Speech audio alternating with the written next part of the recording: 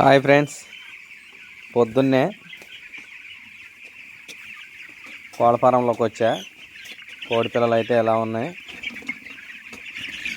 బాగానే ఉన్నాయి అనుకుంటా తిరుగుతూ ఉన్నా.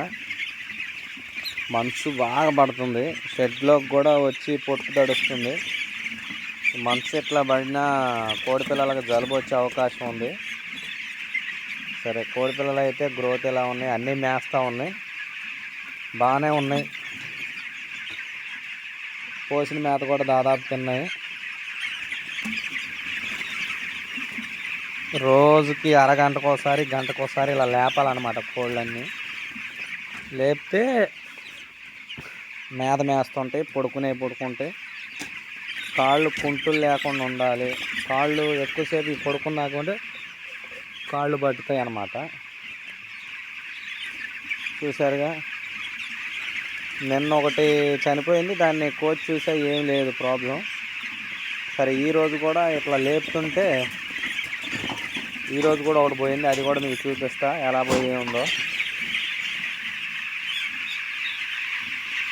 చూసారుగా, ఒకటి తిరగలబడి చనిపోయి ఉంది. బాగానే ఉన్నాయి.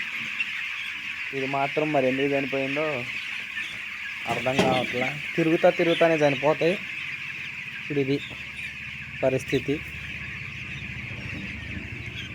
చూడటానికి బాగానే ఉంది కానీ మరి ఎందుకు చనిపోయిందో తెలియదు.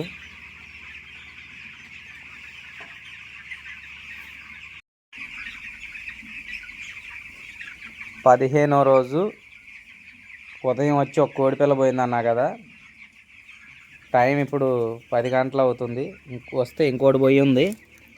ఇక చూడండి, 2 కోడిపిల్లలు కూడా ఈ విధంగా చనిపోయినాయి. ఈ 2 ఎంత బరువు ఉన్నాయో ఇప్పుడు మనం లైవ్లో చూద్దాం.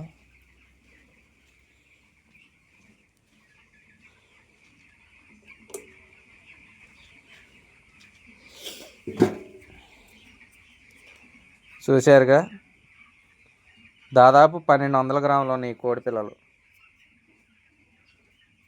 మరి ఎందుకు పోతున్నాయి అర్థం కావట్లేదు, చూడాలి.